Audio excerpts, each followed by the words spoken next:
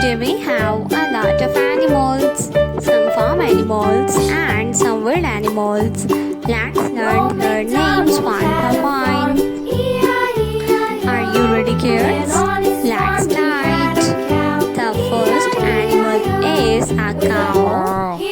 This is a cow. A cow. A dog. This is a dog.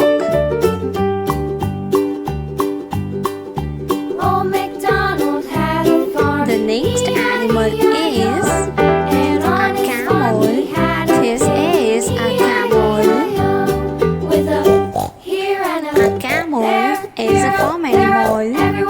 The next animal is a lion.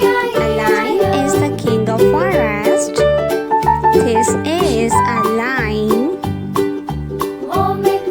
The next animal is a panda.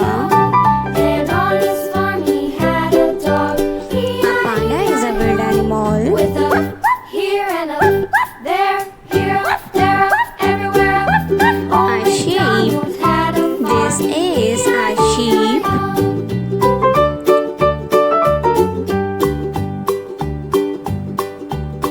A tiger.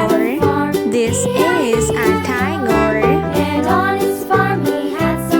The next animal is a rabbit. A linus. This is a linus.